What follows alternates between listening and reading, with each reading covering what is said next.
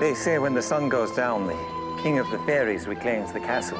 Maybe he'll invite us to supper. No, you'll be dining alone without me. One taste of the fairies' banquet, and you'll never return to this world. Oh, don't tell me you believe those stories. Believe? No. But I do respect them. Can I ask you something, Katie? Please? Have you a man waiting for you at home? No. Are you looking for one? Why? Do you have somebody? In Fairhaven? Not unless you fancy a pig farmer. Oh, not my type. Well, what about a barkeep who reads poetry in strange places?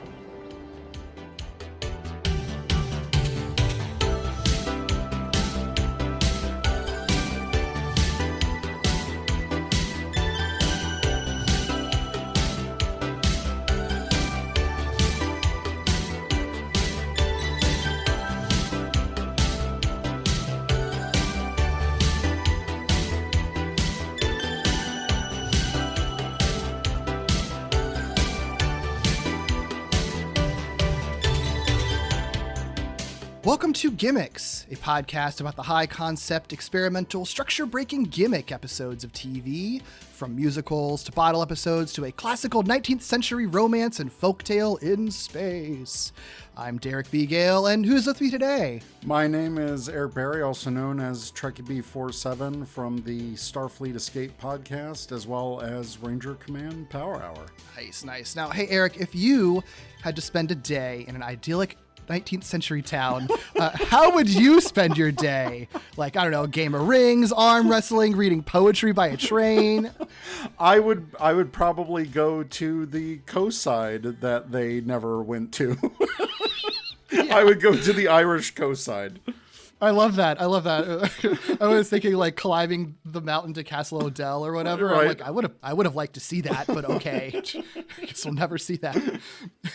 We are talking about a pair of episodes from Star Trek Voyager, season 6, episodes 11 and 17, entitled Fairhaven and Spirit Folk.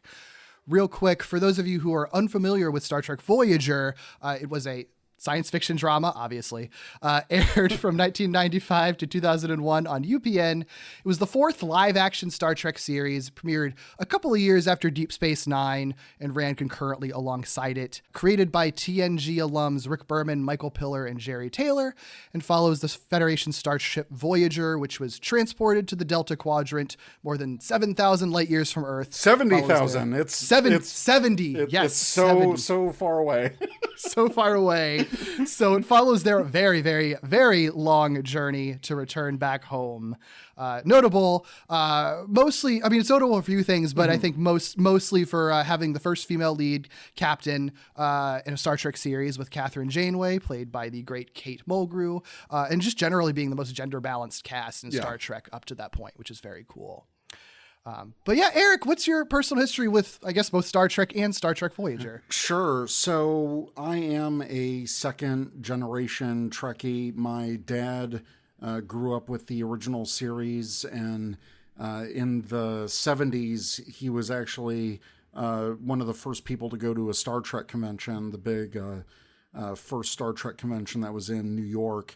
And when I was 5 years old, during the premiere of Star Trek The Next Generation, I vividly remember him sitting me down in front of the TV and being like, okay, we're going to watch Star Trek The Next Generation. And from then on, I've been a Star Trek fan. I've been a Trekkie, and it's awesome. So I remember all the, episodes of Next Generation, and Deep Space Nine was a little different. I didn't get introduced to that until a few years into its run, just because Deep Space Nine was in syndication, and for whatever reason, where I lived at the time, before I moved to the state I'm in now, they didn't carry Deep Space Nine. So so Voyager, Star Trek Voyager, was kind of like my second Star Trek series.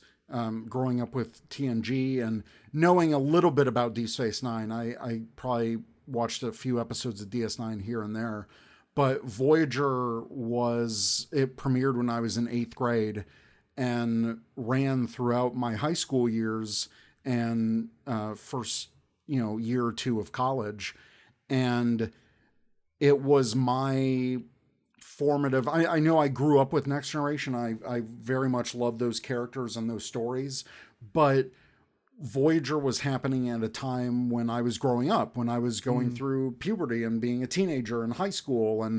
And so I very much connected with Star Trek Voyager. I remember because it was on Mondays and then it was on Wednesdays, and I literally recorded almost every episode on VHS at the time, just to, Nice. go back and have those. But yeah, Voyager was, and still is, one of my top favorite Star Treks. I love Kate Mulgrew. I've had the pleasure of meeting her twice in the past few years. Nice. Most recently, I met her last month at the Star Trek Mission Chicago. That was Teresa's first time. Teresa's my wife, and we've been doing a Voyager rewatch, and she really loves Captain Janeway too. So it was her first time getting to meet Kate Mulgrew, and I love the cast. Yeah. I love the show. It's awesome. Oh, that's so fun.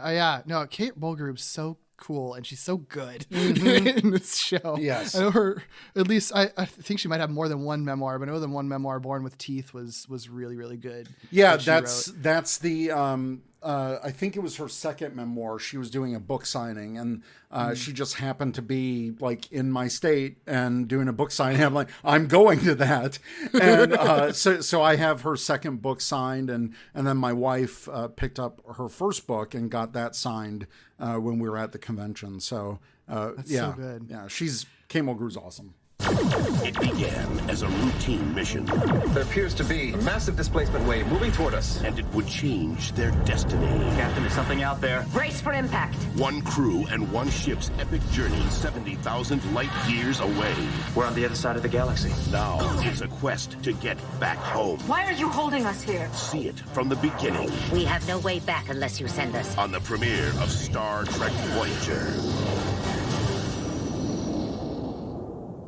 It's funny. I talked about this on the Next Generation episode I did earlier this year, but like my Star Trek history, it is kind of similar in that my dad was a Trekkie of the original series. He went to a convention like early on, but it wasn't like a big New York one or something. Right. So I don't know if it was during TNG or right before it, but it was like he was a big fan of Star Trek, but my dad was never the kind of guy that like tried to get me into what I was into, like a lot of parents do to their kids. So I would get a lot of stuff through osmosis, and some stuff I would get into because I wanted to. But with Star Trek, it was always a thing where like it always felt like my dad's thing that like I saw a lot of, but it never like felt like my dad's thing together, Oh, okay. So I think I'm not really much of a Trekkie myself, and I haven't seen there's a lot of Star Trek that I haven't seen, but there also is a lot that I have seen just because it was always on TV growing up. But all of that is to say that like my dad wasn't really into Deep Space Nine, but he was very into TNG, and he also watched quite a bit of Voyager. So I think Voyager was probably the one that I saw the most growing up after TNG. Nice. And then my ex that I was living with a few years ago had never seen Voyager and was independently watching through all of it. So I caught a lot of it while he was watching it. And so I think like Voyager might actually be the one that I'm probably most familiar with out of all of them, just because I've seen a big chunk of it more recently. Yeah. Which is kind of interesting because I know that Voyager is like, maybe, I don't know, you're in the fandom, Yes. so maybe I'm off base here, but I've always got the sense that Voyager was kind of a little bit of the redheaded stepchild of Star Trek for a long time, or at least like one that is my God. less beloved, maybe. I could go into so much about like the early online fandom because during the time that it was airing, I had internet and AOL, and I remember the Trek BBS, which was the bulletin board at the time for Star Trek forums, and it seems like every new series seems to be like the redheaded stepchild for someone. Sure. And there was quite a number of people who were very divisive about Voyager, and that only continued into the next series, Enterprise, which is another one of my absolute favorite Star Treks. And you're seeing it a lot today with the newer generation of shows that Paramount Plus is putting out.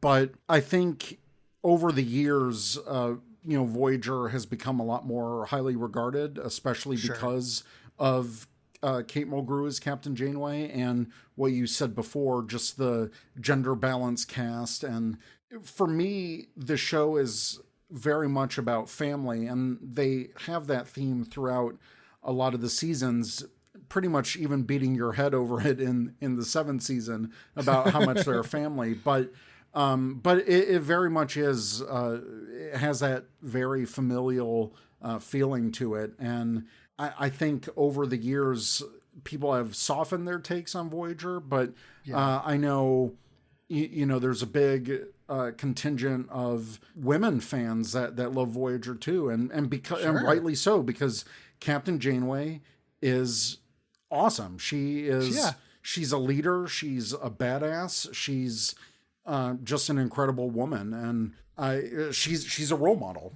She really is a role model. Yeah, I have to imagine too. It's like it's different now than if you were watching it at the time, because at the time, if you're watching Voyager, like if you are watching Voyager and DS9 like concurrently, right.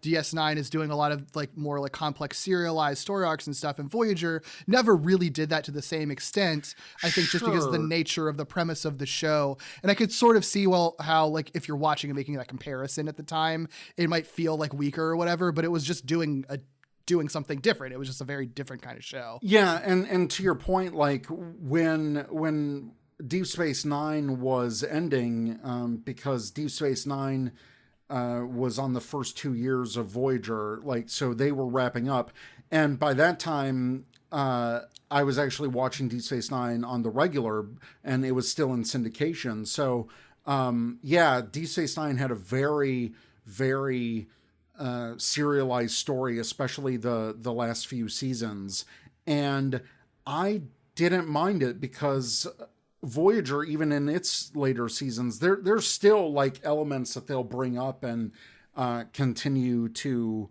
talk about, and it felt slightly more serialized than I say Next Generation, because Next Generation was highly episodic. I mean, it was pretty much just going around the galaxy, and Voyager felt like that. For me, Voyager felt a little bit of a feeling of the original series due to the exploration. They're completely alone out there, and TNG as well, because they were going back to a starship exploring space, which Deep Space Nine was very much structured around a single space station and point in space, which, they eventually branched out. But for the majority, Deep Space Nine was very centralized location. The aliens were coming to them. They weren't going to the aliens. It makes sense. And yeah, but I mean, I'm glad to hear that it seems like people kind of have warmed up to Voyager over time. Even, I know that there's bad episodes in any Star Trek show. Like I'm sure the ratio from in Voyager is not that much different than like TNG is or anything. So yeah. And this episode, I guess there's more controversy to talk about, because reading up on this episode, I was surprised at how hated these episodes we're talking about are online, because I really enjoyed them actually a lot. But and you know what, the reason I picked them was because like I knew this would fit the gimmick of a holodeck episode, and this is a little bit, it's taking a little bit of the themes from past holodeck episodes, but kind of doing this twist to it where, the holograms are a little bit more sentient, and there seems to be a little bit more going on. But I remember even at the time when these originally aired, people hated these episodes. And when I was doing some research and rewatching it over the weekend, I kind of was like looking through Twitter. I just put in like Fairhaven Voyager in the Twitter search, because I wanted to see like what people were thinking now, and it's still super divisive. Like people either love these or hate them. And I guess one thing we should talk about is that there are a lot of Irish stereotypes. Sure. In this, and I think a lot of people were focusing on that. There's a horrible episode of Next Generation, like early on. I think it's called Down the Ladder or whatever.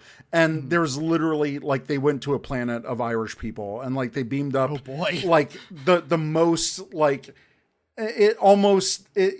they had to talk the writer and producer out of having a freaking leprechaun in the show. Like, that's how bad it was. But obviously these episodes aren't to that level.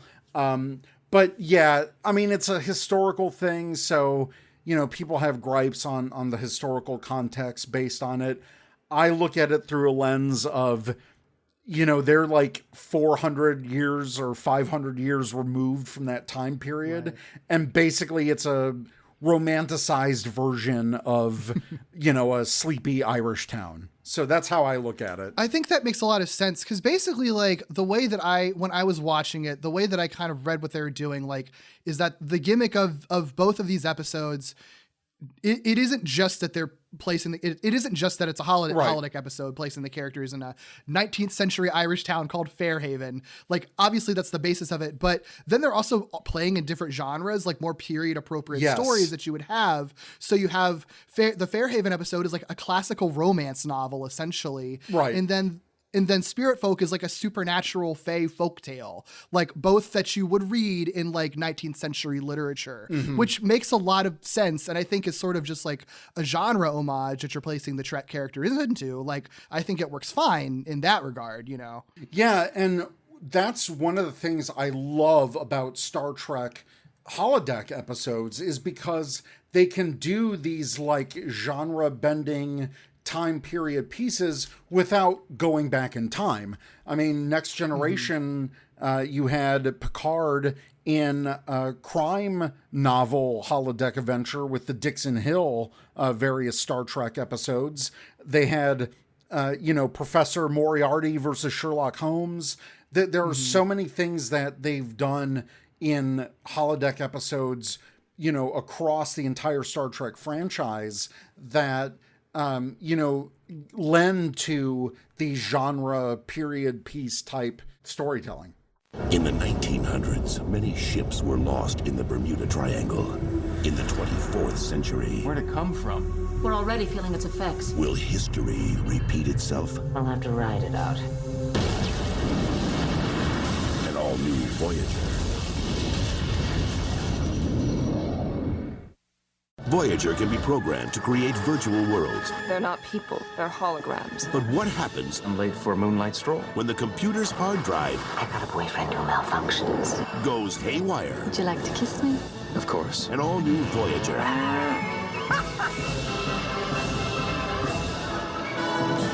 I talked about this a little bit on the TNG episode I did before. I kind of get if you are a person who isn't into the holodeck historical episodes, because like when I would see them as a kid, I would be like, well, that's gotta be boring, right? Like, I'm watching a space show for them to like be in space and shoot lasers and stuff. Like, that's how I felt as a kid. And I know my dad felt the same way. And I feel like there's a lot of people who have always felt the same way, you know, that it's just like you see a holodeck episode, it's a snooze because it's not Star Trek, it's not sci-fi. So I kind of understand if you're just never going to be in on it, like it's just never going to be for you. And that's it. But I do think it's always bizarre to me when they're considered like the worst episodes like this one is. And they're definitely not. They're definitely not. They're not. Like, it's not that they're messy episodes or poorly written episodes or whatever. It's just that they're kind of doing a very specific thing that you're not into. And so you never would have liked them in the first place, but it doesn't mean they're badly constructed episodes.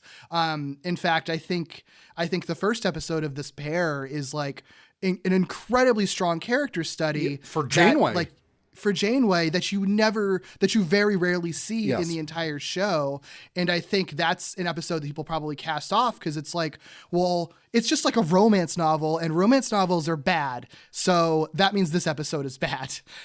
And like, maybe you just think, I mean, maybe you just have bad views on romance novels. Like, I don't know, man.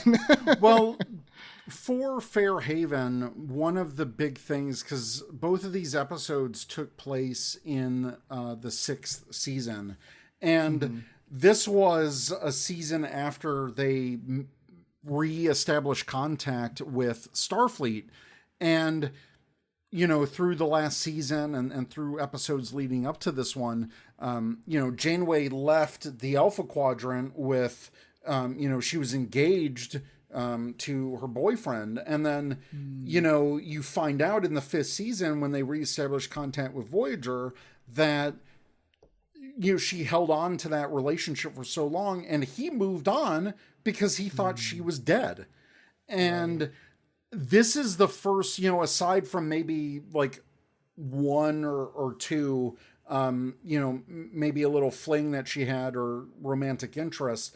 This was really the first episode that kind of dealt with, her opening up a little to the possibility of having a relationship.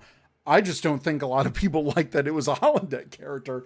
And, sure. And a lot of that deals with, because so many people at the time were shipping her and Chakotay and hoping that they got together. And I mean, we'll talk about it, but there's even a moment in this episode where, Chakotay kind of acknowledges what's going on. Yeah. That's actually really interesting context. I had forgotten that was a thing that had happened in this show. And so that is kind of interesting context, that it's sort of like, it is kind of the right time to write like a romance kind of story for Janeway. And it's not even like, it isn't like, oh, she's endgame with this holodeck character. It's just sort of like, what if she just had fun and tried it out and see what happens? And she has a whole philosophical, ethical dilemma about it. Like, and it's all really interesting. And that's what Star Trek is about. These big ethical and like moral dilemmas and, this interpersonal struggle. And she has a conversation with the Doctor towards the end of this episode, and he makes all the right points. It's like, look, everyone else on this ship is below you. Like, you don't have the option to have, a romance with many people of this crew. And, what's the harm in, an alien that you're going to be passing and leaving in a day anyway? Like, and he brings up a really good point. Like, out of all the options, maybe a holodeck love interest isn't that terrible of an idea. And that's something that, I mean, come on, it's a holodeck. You can do anything in the holodeck. Deep Space Nine made holodeck and holosuites. I mean, Quark has a Vulcan love slave program. Like, that's like, holodecks are supposed to be for horny fun time. Yes. And I'm sorry, but it's like, when you're on a starship, like, what are you going to do after hours? And that's the whole reason the holodeck is there. It's to have fun. It's to do whatever you want without any consequences, and, not go stir crazy in space. Exactly. Yeah. Internet's already all for porn, basically. So, like, of course, the holodeck's going to be that, like, up to 11. So, of course, I was really bummed to sort of see that, like, at least I found a couple of interviews where Kate Mulgrew, like, doesn't seem to have a lot of love for these episodes. Like, she's not like hating on them, but it's very much just sort of like, it's cool that she fell in love. I wish she didn't fall in love with a hologram, though, so, like, she's very tactful about it, but it's very clear that she's not into it. Which, I mean, that's fine. That's her opinion. She's great in these episodes. Oh yeah. So, like, 100%. She commits to it. It does kind of bum me out, because I do feel like, I don't know, that it is such a compelling, to me as an audience member, that's such a compelling sort of idea to explore. And I do wonder, like, I don't know, it could have also just been the times too, because I think viewers, I think, tend to be a little less, like, prudish now than they maybe were at the time, and maybe would be more open to just like, yeah, of course, the captain's going to fuck in the holodeck. It's just going to happen. Why not? And a lot of people seem to forget that early on, like first season, second season, she also had another holodeck program where it was very Victorian, and she was like a teacher in a couple, like a teacher, or what do you call it? Like, kind of like the house mom for this estate, and watching the Lord's kids. And that's a whole other, like, couple episodes. But, Janeway as a character has an affection for that time period, and that, like, Victorian, 18th, 19th century. And people forget that. And It had been so long between the 6th season and, those first couple seasons that, I think people tend to forget that, she had that kind of Victorian interest before all of that. Yeah. Yeah. It all checks out. Yeah, it all works. It can't be a bad episode, but it all makes sense. Right. So, yeah. So let's start digging into these. We'll dig into these episodes one at a time. They kind of go hand in hand.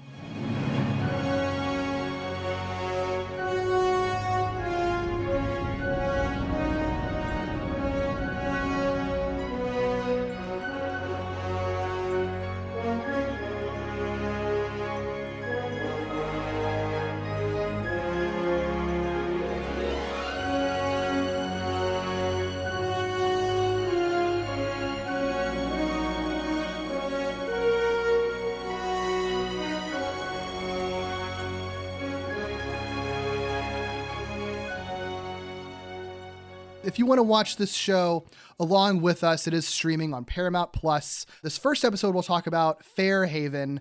This was episode 11 of season 6. The synopsis per IMDb is Captain Janeway falls for an Irish barman character. She modifies within Tom's holodeck Irish village recreational getaway. Oh my God, that was such a long descriptor that you did for that. For the crew called Fairhaven. The original air date was January 12th, 2000. The first episode of the new millennium for Star Trek. Yep. First episode of the new millennium, and it's all about a throwback to the 19th century.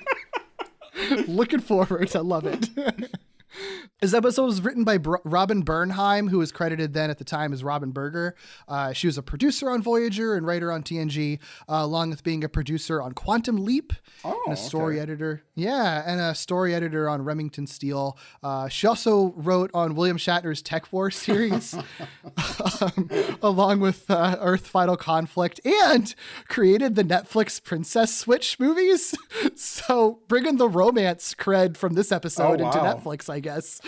There it is. There it is. This episode was directed by Alan Croker, who's directed from the 80s up through now, including on DS9 and Enterprise, along with Andromeda, Earth Final Conflict, Roswell, Firefly, Pushing Daisies, Chuck, Greenleaf, and again, Tech War. A lot of Tech War love. I know. Yeah. Alan Croker, huge Star Trek director, Deep Space Nine, Voyager, Enterprise. He did, I think, almost 13 episodes for each of those series. So really established director who did a lot of the two-parters and finales as well. Love it. Okay, cool. So they got a heavy hitter for this episode.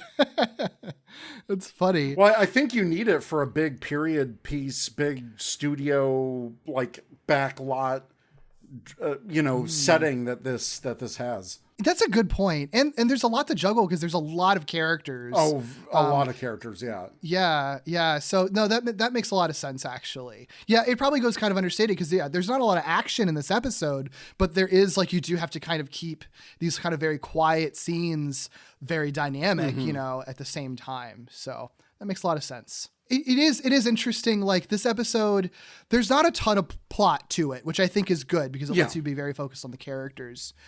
The setup is essentially that Tom Paris created Fairhaven, which is this very detailed holodeck program modeled after a 19th century Irish town, and it's a big hit.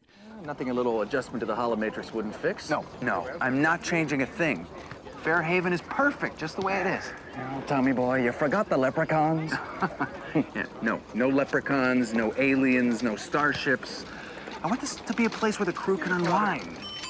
When the ship is about to, like, cross a neutronic wavefront space storm thing, they literally have to drop anchor. Like, that's the terminology in the episode. They have to drop anchor and quote unquote weather the storm. So yeah. Sure. The neutron radiation is disrupting plasma flow. We can't jump to warp. Impulse power won't be enough to outrun that thing. And we'll have to ride it out.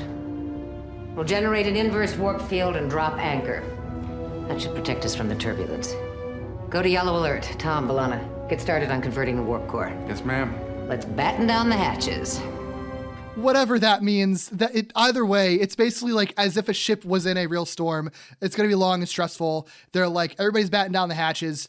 We should try to keep up morale by letting Fairhaven run 24/7 and have an open door policy so everyone can kind of come and go as they please. And that's how we get an episode that pretty much mostly takes place within Fairhaven. With no real consideration for some of the alien crew, I think. Like, who? Oh, that's a good point.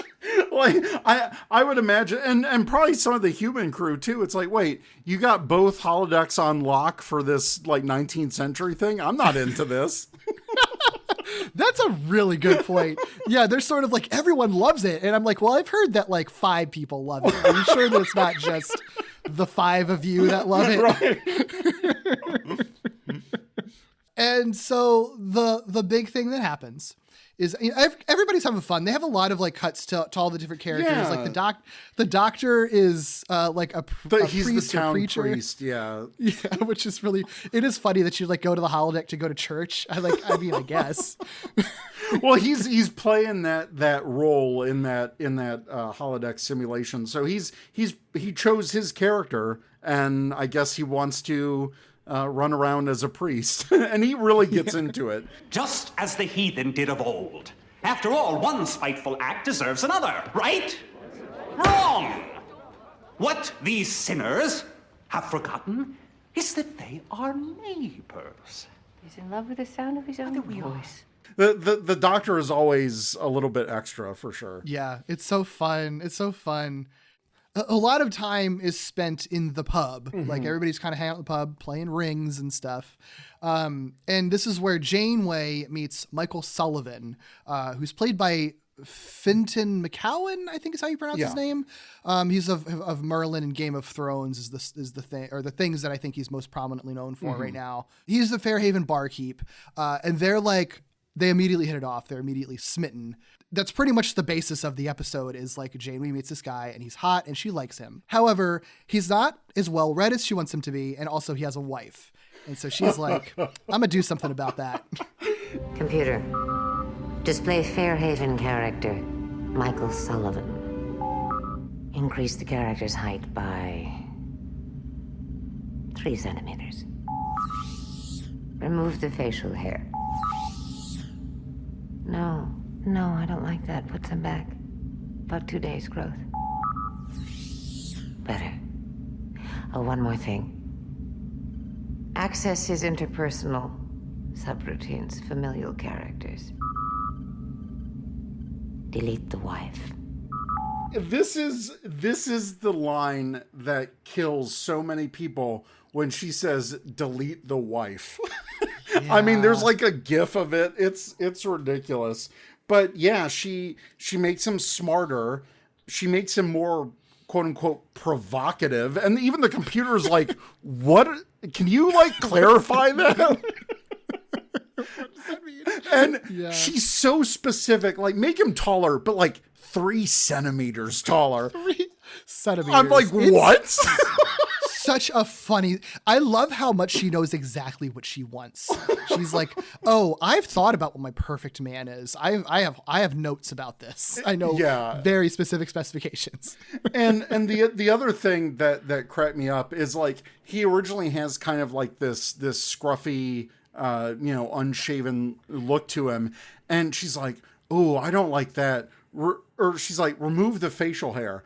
That completely unshaven. And then she's like, add 2 days growth, and it switches back. I swear to God, it's literally the same picture of him. Absolutely is. Yeah. Probably because they're sort of like, they had to have that guy shave just for that one image.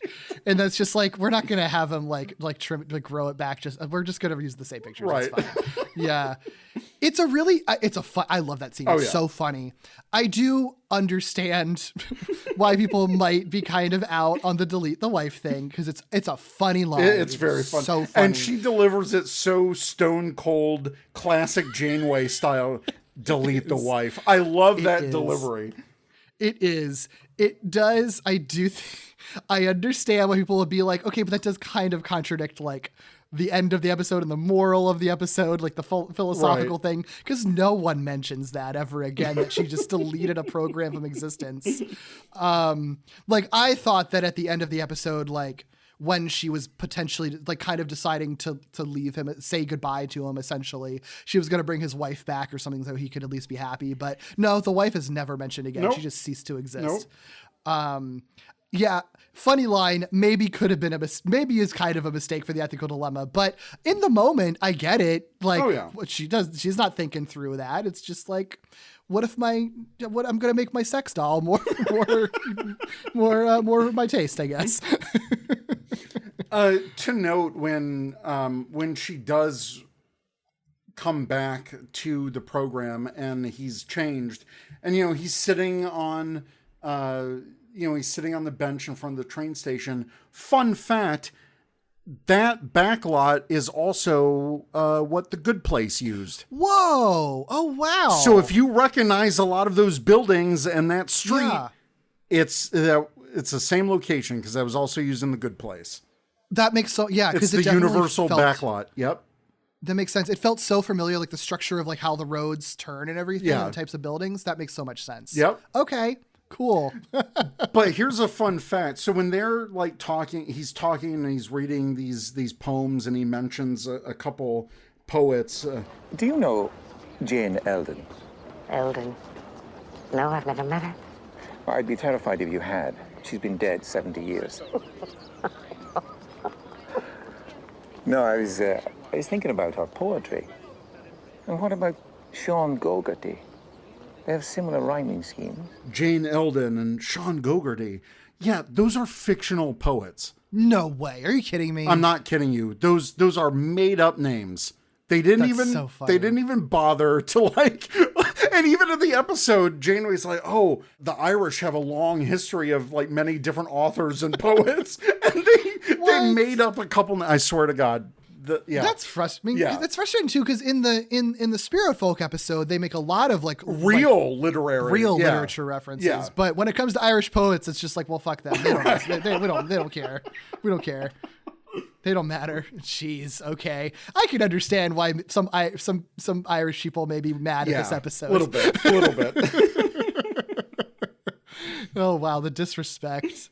Yeah. But, I kind of alluded to the ethical dilemma of all of this, but like you see throughout the episode that like as Janeway's created this sort of perfect man for herself out of this guy, out of this pre-existing program, like she does seem to genuinely fall in love with him. They have a big kiss.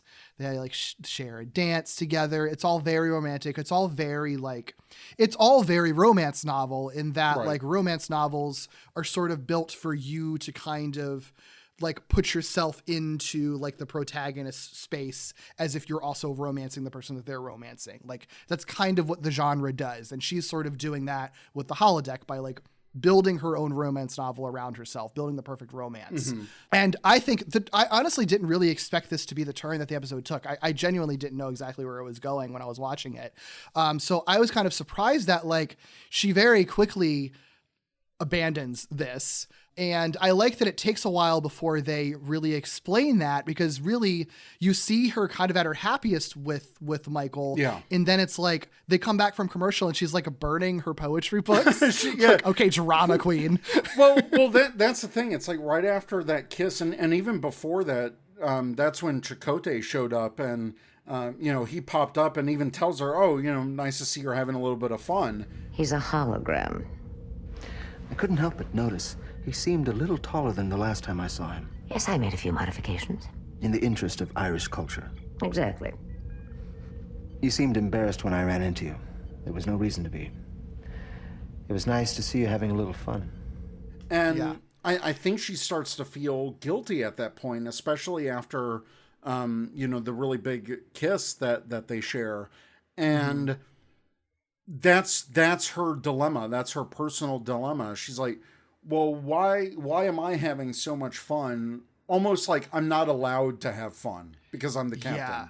And that's something Janeway struggles with throughout the show. It's not just this episode. Yeah. I mean, and that is such a real thing too, right? Like, obviously this is a very bizarre situation to be in, but like, I think the reality of like, I think there's a lot of ways you can read it. Like, if you're sort of like, well, there's a lot of bad things happening in the world, and here I am just like living my life and having a blast. That seems kind of unfair to people who have like terrible lives and stuff. I should do something about that. Or even on like more of a micro scale, like anytime that if you have a lot of work to do or a lot of projects that you work on or work freelance or something, and it's sort of like, well, I'm relaxing right now, but I could be getting something done. Like, that's how it kind of reads to me.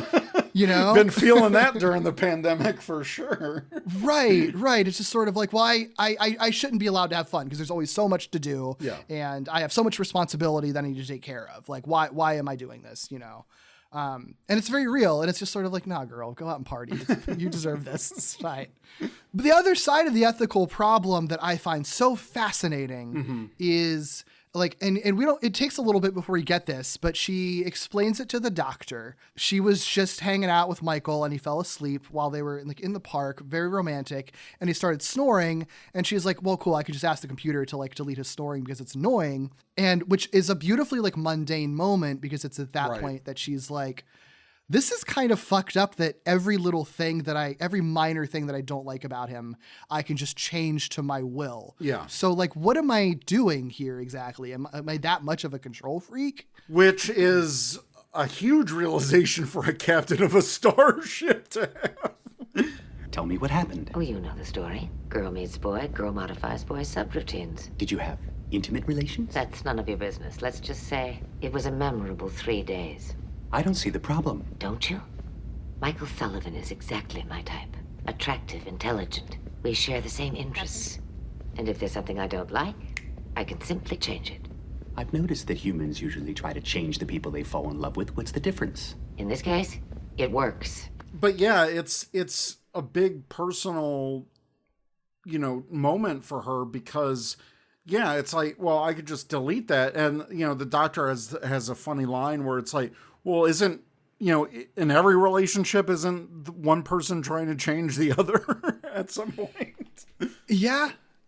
I mean, yeah, it's interesting. And it's like, I love that they have the doctor here to have this conversation with, because his whole deal is that he is a hologram himself. I understand your trepidation, but you're the captain. You can't have a relationship with a member of your crew. They're all your subordinates. So where does that leave you? The occasional dalliance with a passing alien? Voyager could be in the Delta Quadrant for a very long time. A hologram may be the only logical alternative. He's not real. He's as real as I am. Photons and force fields, flesh and blood, it's all the same as long as your feelings are real. He makes a joke, you laugh. Is that an illusion? He says something that makes you think. Does it matter how his molecules are aligned? Did it ever occur to you that it's not just a question of whether or not he's real? What do you mean? I think you should stop trying to control every aspect of this relationship. Romance is born out of differences as well as similarities. Out of the unexpected as well as the familiar. And obviously he's like a different kind of program than a holodeck one because he's like built to learn and stuff like that. But at the end of the day, like, of course he's going to be the guy who's going to be repping for the holograms, having real feelings, Yeah, and that's great, in the last season of Voyager 2, because he does fight for holographic rights, and he becomes a champion for that cause. And it's great to hear him in these couple episodes. He even slips up in the next episode we'll talk about by, calling himself, force fields and photons, and the Fairhaven folk are like, okay, he must be, taking a sip from the coffers over there. So. Right. Yeah, it's really good stuff. And that's the kind of thing where, like, again, I can't get behind the argument that this is a bad episode of Star Trek, because like that is a very Star Trek ethical dilemma to have. Like this idea of like, this is artificial intelligence, and we're living in a future where this artificial intelligence is extremely advanced. So how far, like at what point do you draw the line where like it's like actually has personhood that you should care about, And like, It reminds me, honestly, of like when I play video games and you have the option to like be cruel to video game characters, and I just can't bring myself to do that. Right. Like I've never been able to do a renegade run through of Mass Effect. Really? I've never been able to. I have tried, and I just feel really bad being mean to the people that I love. Like, yeah. And like, they're not nearly on the same level as these holodeck characters are grown to be, because these are grown to be like well-rounded people, even with the certain limitations. Even the ones that aren't built to like grow or change are still like able to react to you in ways that like video games that we have obviously never could. But like the characters in a video game to me are still like in the weird off chance that like I would feel bad if I made you feel bad. Like, it's absurd. But it's like, I always have had that barrier within me. And it feels kind of like an elevated idea of that, where it's just like, I don't know, sometimes like, even if technically, like intellectually, you know that this piece of equipment is just technology that doesn't actually have feelings, it's still like, I still don't want to hurt their feelings, even if they don't exist. Like, it doesn't make sense, but I don't know. It's a weird empathy thing that's really strange. No, I totally get it. And, you know, that's kind of the crux of this episode, because when Janeway disappears after that incident, because the program is running 24/7 on the holodeck, and that's a sticking point for both of these episodes, that these holograms are actually given the ability to, you know, kind of like the Doctor, learn and grow and start to feel these feelings. And even, you know, when they go into the bar, like Tom and the Doctor and Harry Kim, they find Michael Sullivan just like sitting at a table in his bar drinking, and he hasn't drunk in, you know, in the story in 15 years, quote unquote. Are you sure you didn't misinterpret her interests? I mean, we're all friends here. Maybe she was just being friendly. You calling me a liar? No, not at all. I thought Katie and me were in love. I may have to do some reprogramming. And what's the matter? You don't think I'm good enough for her? No, I didn't say that. Well, tell me where she's gone. I don't know. He's a depressed hologram, and, you know, Tom starts to like, you know, try to stick up for Janeway or try to relieve the situation, and it ends up going into a full-scale bar fight, and that's, you know, right before the conversation between the Doctor and Janeway. So I think it's just a really well done episode. I know, you know, Irish stereotypes and all that aside, just for Captain Janeway, and a little bit for the Doctor too, because we get his perspective as a holographic being. Well, and it's like, it is such an interesting question, because it's like, if these characters are sort of learning and growing and going through, you know, emotional changes and evolutions because you're leaving the hologram on for because you're leaving the holodeck on for so long, then that implies that the only that any holodeck character could potentially have the ability to do that and evolve, and the only thing stopping them is because you literally like turn off their existence like every so often and then reset it. And so then that opens like a whole can of worms, because it's sort of like, well, so are you just sort of like depriving these characters you create the ability to like evolve and go on and become like real sentient people just because you're turning them off? And then it's sort of like, well, what right do you have to do that?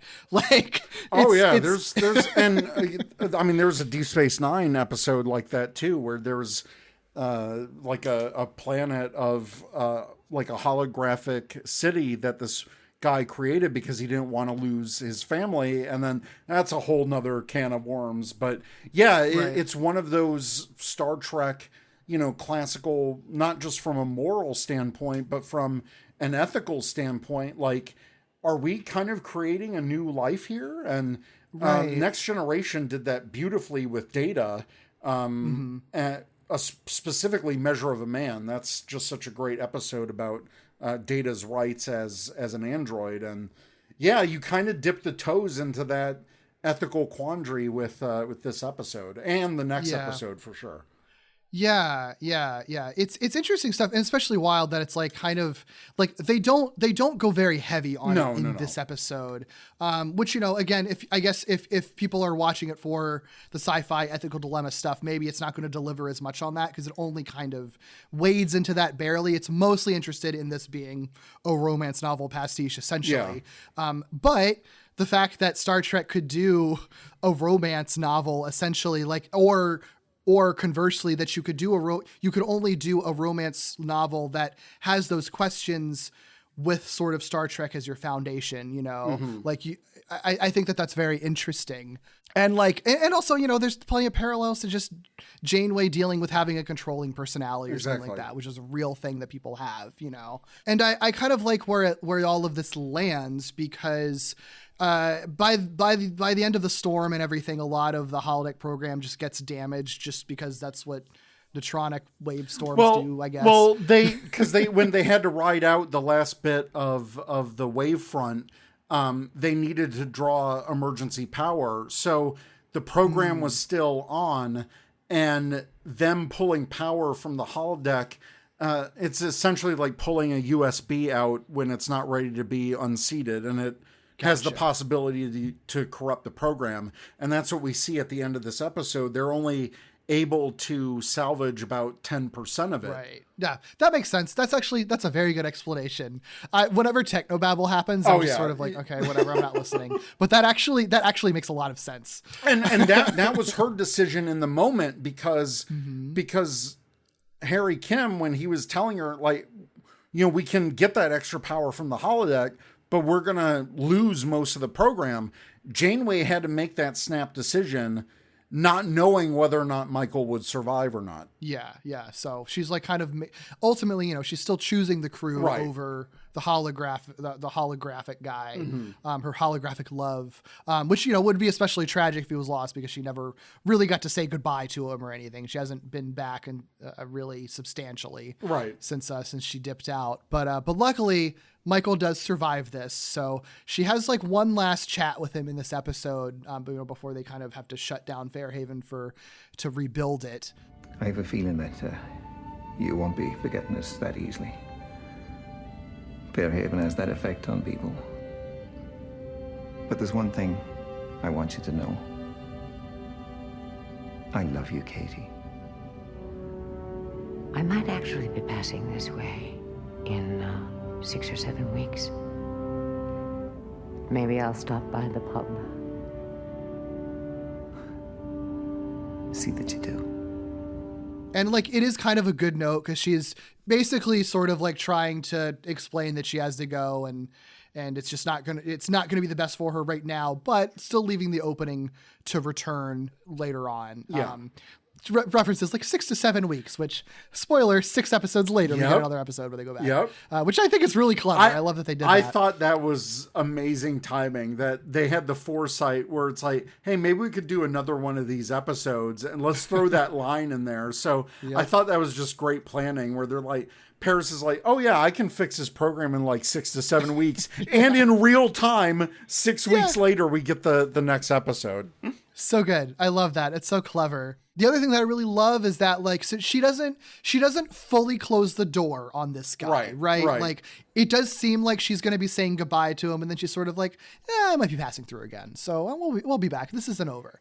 And so what she does is she has the computer deny access to, like, for her to ever modify his behavioral subroutines, which means that, like, she can't just change him willy-nilly like she had been, which kind of alleviates her fears and puts them a little more on equal ground than they were before. Exactly. She denies herself the ability to make any changes to his program, and I just thought that was, you know, a great moment for her, just in terms of, you know, realizing what the problem is, and in true Star Trek fashion, well, there's always a technobabble solution, and it's just, you know, just deny me access to edit the program again. Boom. Done. Yeah. Yeah, it's good. And I mean, it's sort of like, that doesn't solve like the ethical dilemma or whatever, but it does help, you know, the Doctor referenced how, like, when you're in a relationship, there are points when you kind of want to change each other. And the way I sort of read this is sort of like when you're in a relationship, you compromise, right? Yeah. So like she's changed certain things in him, but like, this is where she draws the line and is never going to be able to do it ever again, even though she could theoretically have the power to make him perfect for her. That's not really fair if she does want to see him as sort of like a living, breathing person. Mm-hmm. So this is sort of her way of like basically giving away her godhood for like a real relationship with him, which is sort of fascinating. And for her to do that also, you know, that's not to say she could change him in the future just by talking, because if he is really like evolving as a holographic program, or, you know, he just has a little bit more sentience or agency to him, you know, she can have now probably deeper conversations, like make him realize that something might not be working in their relationship and actually talk it out. That's a really good point. Yeah. Cause I mean, yeah, if you're treating him like a real, like as real of a person as he could be, then like, that's what you do with real people. Exactly. So the only other thing I have to say about this episode is that there is an article that I found on StarTrek.com from earlier this year, actually. Really? Yeah. It's an article written by a romance novelist, Alice Murray. And she's basically writing about how, like, from a romance author's perspective, like, she really loves this episode in how it pays homage to romance novels. And that's sort of like, you know, a lot of feelings, negative feelings for the episode for a lot of people, even if they would be on board with a holodeck, might be disparaging just because a lot of people just consider romance novels as a genre, like kind of trashy or bad. And therefore this one is. And, you know, her sort of thing is sort of like romance novels are about heroine, like readers putting themselves in the shoes of a romantic heroine, which Janeway does. Yeah. And also that, like, she says, and I quote, "Romance means believing you are worthy of a happy ending." And despite all that Janeway's endured and that her crew's endured over 6 years in the Delta Quadrant, she still retains the optimism that everything will work out fine in the end, because she gives herself over to the idea that she deserves a happy ending by deciding to have this romance with Michael Sullivan, which I think is a really beautiful idea. And I think sort of speaks to what you were referring to earlier, where it's sort of like she kind of never allows herself to just sort of like have fun because she's the captain. And in this case, it's sort of like that is an optimistic point of view, that like, if you believe that you are deserving of romance, that means that you're deserving of a happy ending in general, which, like, for a show like this that is predicated on like what seems to be an impossible, never-ending journey that'll never have an ending, like, that's kind of a beautiful, optimistic idea to have, you know? Yeah, I mean, that's a fantastic point, because there's a lot of moments in Voyager as a series where Janeway struggles with her happiness and, you know, the sacrifices that she has to make for the crew to get them home, because she's so driven to get them home based on her promise of the premiere episode. She wants to get everyone home, and she will do anything it takes, you know, short of, you know, violating the Prime Directive or, you know, doing anything ethically bad to get them there. And so she always has this serious front, but at the same time, you know, with like Seven of Nine and Cass and some of the other characters, she helps them grow in a very, you know, maternal type of way, but also as a captain and a leader should help the people under them grow and give their own chances to succeed. Yeah. I love that. Did you have any other thoughts about this particular episode before we move on to the other one? I just want to say that I think it's very funny that a Vulcan like Tuvok can basically get seasick. I thought... Oh yeah, I forgot about that. I thought that was a nice little moment. Like, he's getting these headaches, he's kind of queasy, and then Neelix comes over and is like, "Well, that was my first choice too, but replicating the lamb's intestines, it could be tricky. And every time I try to heat the blood, it coagulates in the milk. If you'll excuse me." Yeah, I'm making a very authentic Irish dinner tonight, and I need to get the blood pudding curdled just right, and it's hilarious. I love it. It's so good. Like at first I thought that it was going to go somewhere serious. Like, oh no, there's some like weird, like the holodeck being on for so long is creating like some weird effects that are impacting the crew. It's like, oh no, he's literally just seasick. That's all it is. And then the other very, very funny moment that isn't related to the main plot, but one of the main characters, when Seamus, one of the holographic characters, starts hitting on 7 of 9. Saints preserve us. I possess superior hand-eye coordination. That's not all that's superior. The Lily and the Rose are staging a competition on your face. Clarify. The fullness of your lips and the paleness of your cheeks, it's enough to make a man faint. Then in that case, perhaps we should sit down. And it actually works. She's like, yeah, we could just talk or whatever. And Harry Kim's like, what? It's so good. It's great. And it's one of those episodes where there's a lot of very cute and funny side moments with a lot of these characters because it's a holodeck episode. They're having fun. It's one of the few times that, a Starfleet officer can let their hair down, so to speak, and just, enjoy what technology has afforded them. Yeah, exactly. They're fun. And I'm sure it's fun for the cast to be able to do that with too. The costumes and everything. Yeah. Can you imagine? Oh my God. If I was an actor on that show, I would have a field day with this episode. Like you get to be outside on a back lot in period accurate clothing and just having a blast. It looks so fun. Yeah, absolutely. You just like dance around a little pub and stuff. Like I'm sure it's super fun. Yeah. So this next episode continues the arc. 6 episodes later, Spirit Folk. The synopsis for IMDb for this episode is, for the holographic inhabitants of Fairhaven, unworldly actions from Voyager personnel fit only one explanation: they're fairy folk. The original air date was February 23rd, 2000. This episode is written by Brian Fuller, who is an executive story editor on Voyager, and also created Star Trek Discovery, and wrote on Deep Space Nine, and notably created Pushing Daisies, which, as would have, if you're listening to this, we would have recently had an episode come out on that show, actually, as well as Dead Like Me, Hannibal, and he developed the American Gods adaptation. And one of my favorite shows that didn't get enough love was Wonder Falls. Wonder Falls is so fun. Yeah, I love Wonder Falls. This episode was directed by David Livingston, who was a supervising producer on Voyager, TNG, and DS9, and also directed on Sliders, Threshold, and Star Trek Enterprise. Love it. So this episode is basically Fairhaven Part 2, essentially.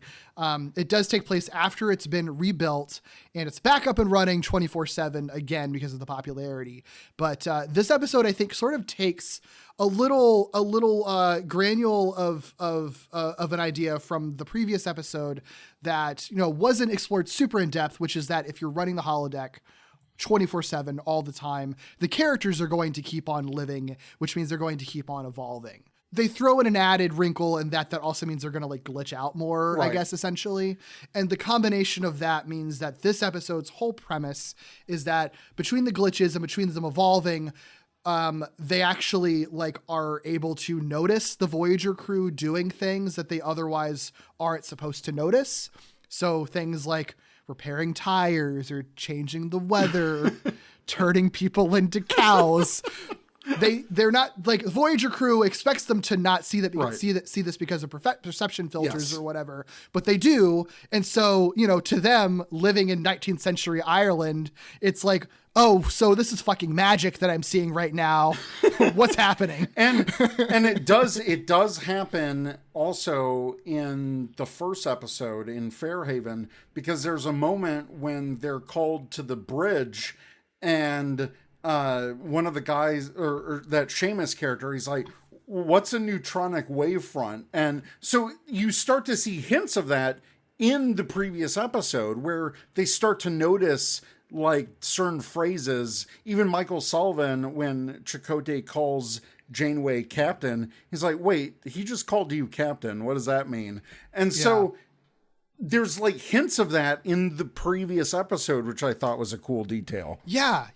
And I love that as an idea. Like, what if your simulation became self-aware? Like a super basic sci-fi premise, but like doing it within the context of, but your simulation is like a 19th century town. So they're going to have very specific, they're going to have very specific views and beliefs. And also you as like the crew member are for a long time unaware that they are becoming self-aware. And so it's this really interesting, it's a really interesting, like high concept kind of sci-fi idea of that, The entire town vanished. Every post, every nail, poof, into thin air. Never to be seen again. Are you suggesting that Fairhaven's going to go the way of Kilmarnon just because we have a few new folks in town? I'm suggesting you keep an eye on Tom Paris and his cohorts. Not to mention that lady friend of yours. So Katie's some kind of goblin now, is that it? She certainly cast a spell on you. The way this episode kind of deals with it is that, like, these townspeople sort of see these individual events happening and sort of collectively sort of believe the folktale legends that are just part of their culture, that like, these are like fae folk, they're spirit folk, they're these like magical beings. And, other legends tell that supernatural beings like this show up and then end up basically destroying a town or making everyone cease to exist or something like that. And so like, that's pretty much the crux of the episode, is that everyone sort of, the town collectively realizing that these are invaders that are like supernatural beings, and the crew like realizing that, oh shit, there's glitches in the system causing them to believe this. And how do we repair this if this sort of belief is like spreading through the holodeck program? One of my favorite lines is when Janeway says, "I've got a boyfriend that malfunctions." Absolutely freaking hilarious. I love it. It's so funny. One thing I do want to note before we get super deep into it. Yeah. The teaser for this episode mirrors almost exactly what happens in the teaser for the last episode, because it's Tom Paris focus. He meets up with Seamus, who asks him for money for drinking, and that sets the episode up. Like, interesting. It totally mirrors it, and I only noticed it because I watched these back to back. Yeah. Oh yeah. That didn't even occur to me. Yeah. No, that makes a lot of sense. Yeah. So that's I really like that little detail. Yeah. They go hand in hand. It makes sense. And it's just, this episode focuses on different things than the first one does, but they're all kind of collectively focused on similar things and kind of the same things at the same time. Right. Yeah. Let's see. The main plot beats is that, when the big like dramatic thing is that, well, there's a couple of dramatic things actually. I guess one thing that's interesting is that they do pull up the Michael Sullivan program to like try and diagnose and repair him. So it's like they're on the Voyager in the sort of holodeck room, and you see this even in the last episode where they can pull up like the image, the individual program, right, like the individual program of the person, and like they're unaware, like it's just like when you're talking to a computer, but because of the sort of like evolution and glitches that he's going through, he is like aware that he is on a spaceship right now. Where am I? Where's Katie? You shouldn't be aware that he's in the lab. I've isolated the damaged subroutines. I said, where the hell am I? It's all right, Michael. Take it easy. What is this place? Try to relax. If someone doesn't tell me where I am, I'm going to start busting heads. His perceptual filters are malfunctioning. What are you saying? What's a perceptual filter? It's okay. We're trying to help you. There. Look at these. Those are the algorithms designed to keep him oblivious to anything outside the program's parameters. They're offline. Give me a minute. That should do it. How are you feeling, Michael? Never better. And is noticeably freaked out. And what's really interesting is that he's like smart enough to recognize that, to kind of recognize what they're talking about with perceptual filters or whatever they call it. And so he like plays along, and it's just like, he's like, the young Harry, that guy's looking for a rematch for arm wrestling, and Tom, are you going to come to the bar, and blah blah blah. So yeah, he's able to play that off, which I thought was brilliant. And it shows. It's another way to show that these hologram characters, holodeck characters, are actually evolving, and they're learning, and they're able to interpret their situation. He outsmarts them. Yeah. Like, it's really funny. Yeah, he straight up outsmarts them. And so that means when he goes back to the town, he's like, yeah, so I think they pulled me into their spirit realm or something. So it's for real. This magic stuff is real. I don't remember exactly when the scene is, if it's before or after this. But he does like kind of straight up ask Janeway about it and like tell her about his beliefs. Yes. The Fairy Queen by Edmund Spenser. Thank you, Michael. I'll start reading it tonight. I love epic poetry. Really? I didn't know that. It seems as if there's a lot of things I don't know about you. I thought you'd want to know there's been some talk about you and your friends. Strange things have been happening around town. Folk are saying you're to blame. What kind of strange things? People using unholy magic. Vanishing into thin air. Changing the weather. By any chance, would all of this have anything to do with your reading suggestion? As a matter of fact. Don't tell me.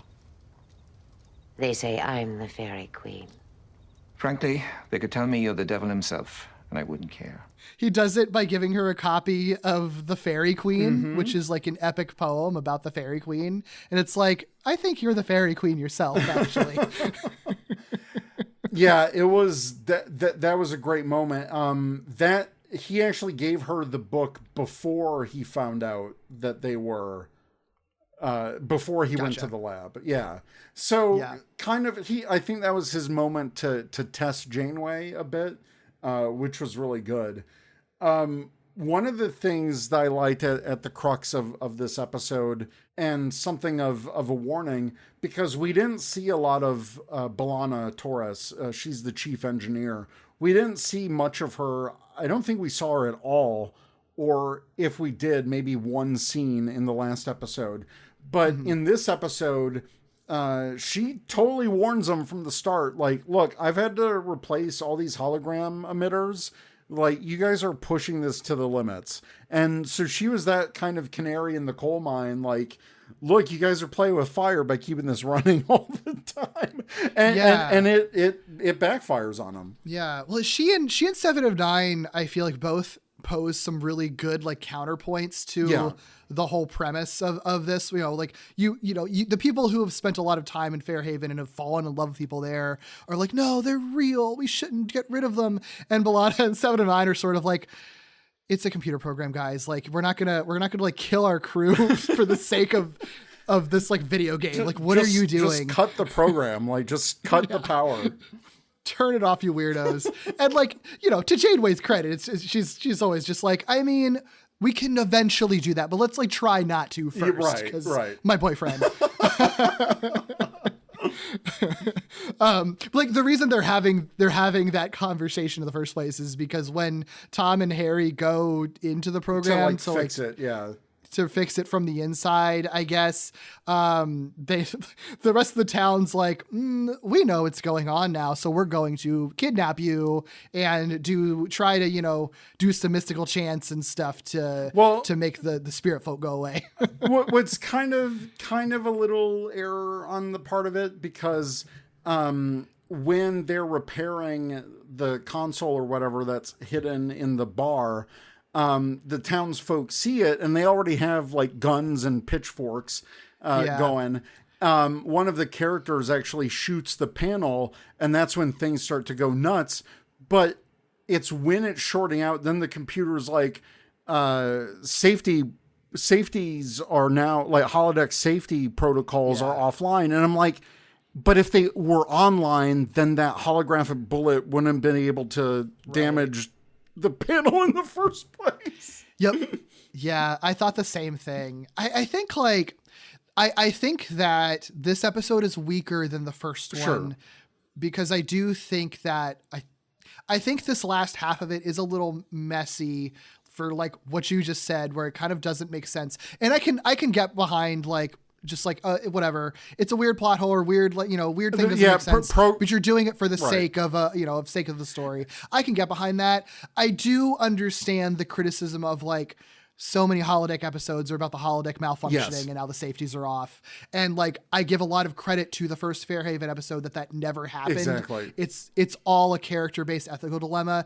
And this one, I feel like they kind of have to force a very typical holodeck trope thing into it just to up the stakes for their thing, when like, I don't know if they really even needed to. I think it could have just been a more low stakes episode where the question is sort of like, do we tell the holodeck characters the truth or not? Like, I think the stakes are interesting enough as it is with just that, you know? Yeah, I can definitely see that. I think, you know, they wanted to inject a little action into it, which I can totally understand that. Besides that, I do like the fact that the townspeople were smart enough, you know, to capture 3 Starfleet trained personnel and, you know, kind of try to turn the tables.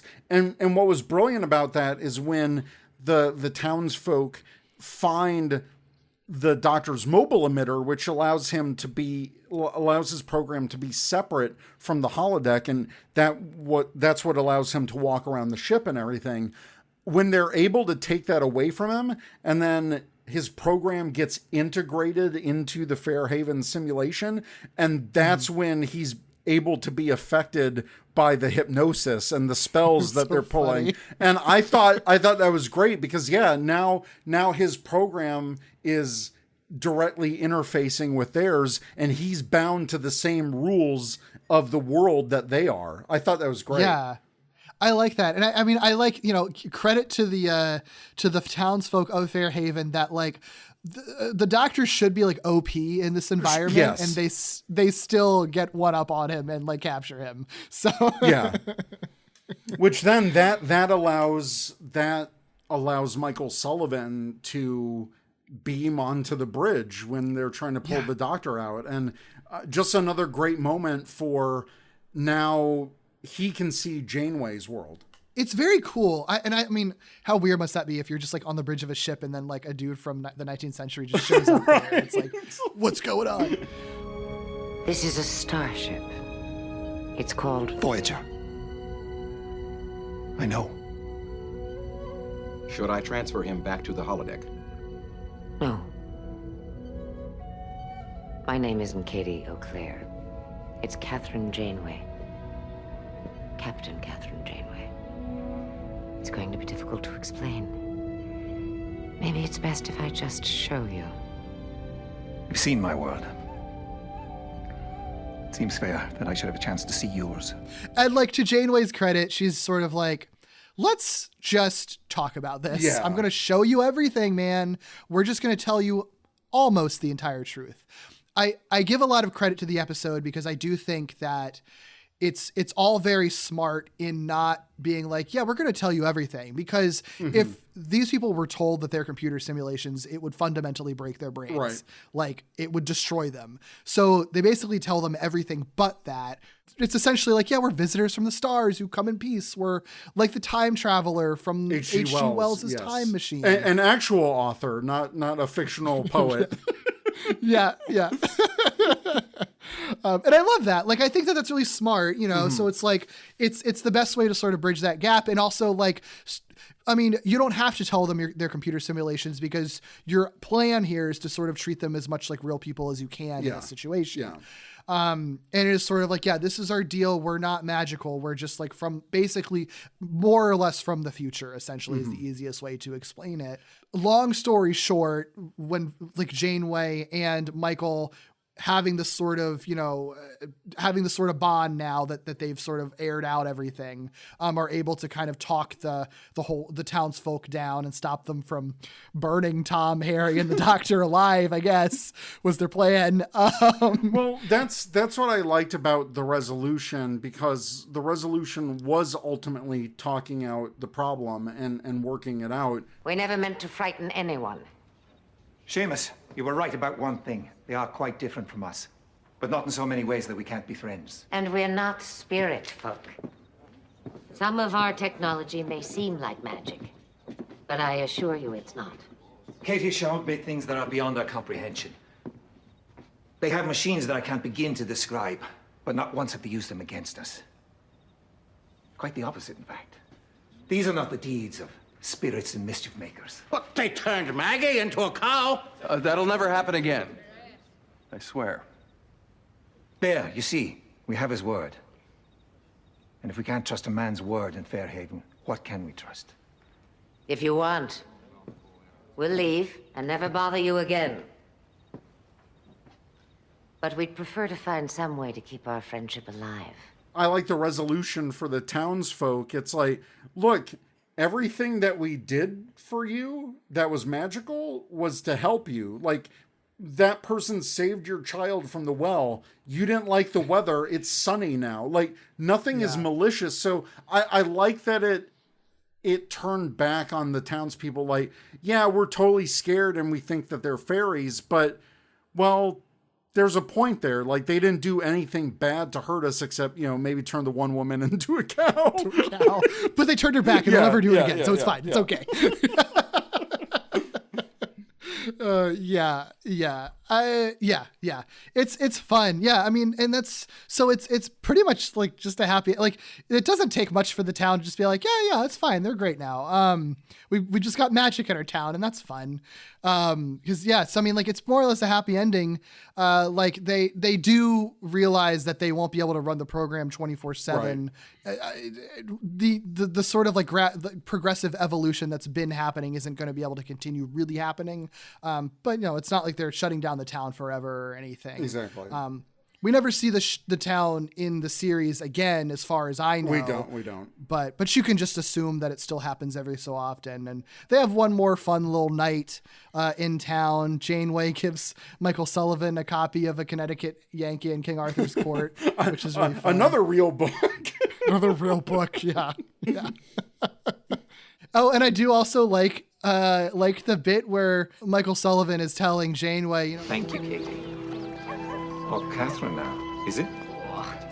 They say if you know a spirit's true name, that it renders you impervious against her charms. Do you think there's any truth in that? Not a word. I heard if you know a spirit's true name, it renders them impervious to her charm, because he now knows that Janeway's name is Catherine Janeway and not, what was it, Kate O'Clair, I think she was calling herself. Katie O'Clair, yep. Katie O'Clair, yeah. She's like, nah, that's true. That's not true. But it is. Technically, yeah, because she locked herself out. Yeah, so she actually can't use her charms on him because she can't change him, which I think is very clever. I like that. Yeah, that was such a fun little line too. Yeah, for sure. Yeah. Also, this is just a random fun fact, but when the whole assumption here is that Janeway is the Fairy Queen, and Michael even gives her a copy of the Fairy Queen. In Gargoyles, Kate Mulgrew, before this episode came out, voiced Lady Titania, who is Queen of the Fairies. In Gargoyles. That's right. Yes. Oh my God. That's hilarious. I don't know if that was intentional or not. I don't either, because that episode came out before this one, so they might have known. They might have known. That might have been a little in joke. Yeah. Part of me hopes that's that influenced that. Yeah, I couldn't find anyone comment on that explicitly, so who knows? But that's hey, I Brian love that. Fuller, if you're listening. Yeah, sure. I'm sure he's listening. Let us know. Oh my God. Yeah.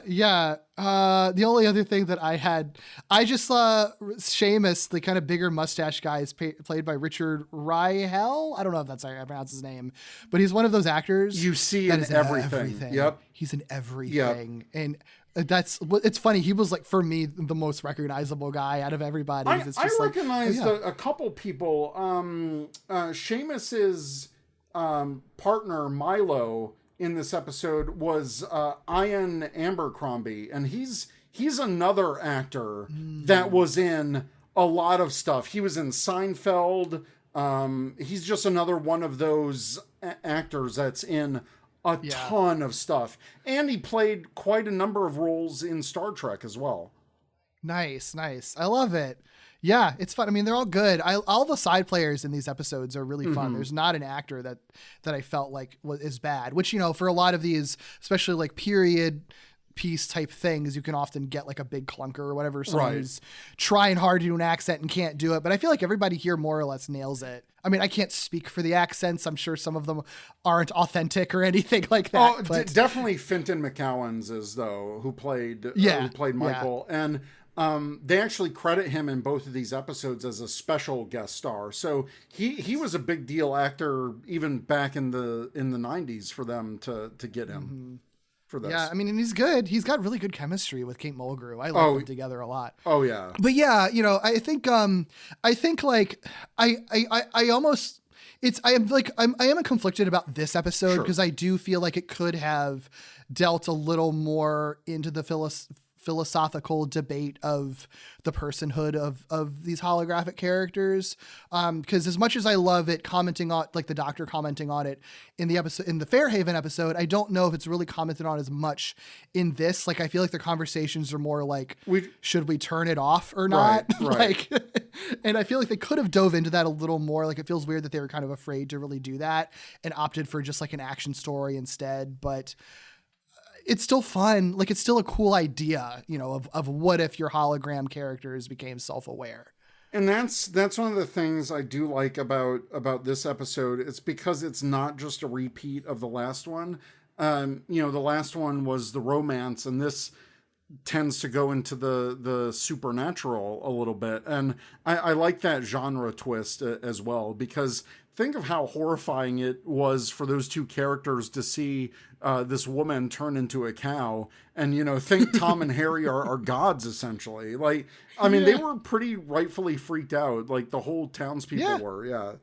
So I like that aspect of it, where it was a different genre change, even though this is a sequel to the last episode. Yeah, absolutely, absolutely. They really, I think they get a lot out of Fairhaven as a town. I'm sure a lot of fans were happy they never revisited it, but I think it would have been interesting to see like a third revisitation of it if they had an idea for it, just to see how things continued, or like to play in another sort of classical genre or something. But as it stands, I think it's a very fascinating pair of episodes that I think has a lot of really interesting questions and character based stuff that I really enjoyed a lot. Did you have any other thoughts or notes or anything from either of these episodes? Not really any more notes. I just thought that this reminded me a lot of what the Next Generation did with the character, the holographic Moriarty, because they had that character for a couple episodes, like 2 or 3 episodes, and you know, raised some similar concerns, but yeah, it gave me that very Next Generation feel, like kind of like a classic holodeck type episode. Yeah, it's fun. It's a classic sci-fi story. I love that stuff. Well, cool. Thanks so much for doing this with me and bringing on your Star Trek knowledge. Absolutely. And everything to it. Would love to do it again for sure. Yeah, absolutely. Well, in the meantime, Eric, if people want to find you online, everything you're working on, where's the best place to find you? You can check out my Instagram and Twitter. I'm mainly on Twitter over at TrekkieB47. You can check out my Power Rangers podcast over at rangercommand.com. You can find the links for all the social links for the show over there. And we haven't talked in a while on Starfleet Escape podcast, but you can listen to some of our backlog over at the Four Eyed Radio Network. Nice. Well, thank you again. If you'd like to find me, you can find me on Twitter at Derek B. Gale, or on my other podcasts, Walloping Web Snappers, Spider-Man Podcast, which does deep dives into every Spider-Man cartoon ever made, and Falling with Style, an ongoing Pixar movie marathon, which does monthly dives into every Pixar film chronologically. You can also follow this podcast at Gimmicks Pod on Twitter and Instagram for some extra goodies, and email me your questions, feedback, and corrections to gimmicspodcast@gmail.com. Please rate, review, and subscribe on all podcast platforms. And until next time, friends, keep being weird.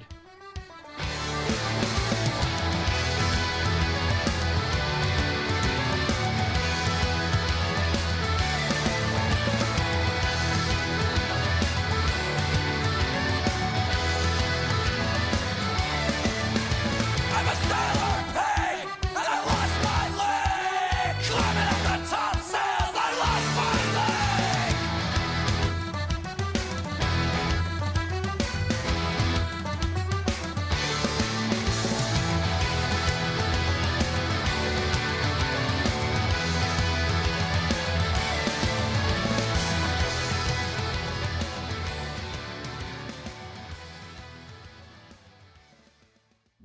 delete the wife.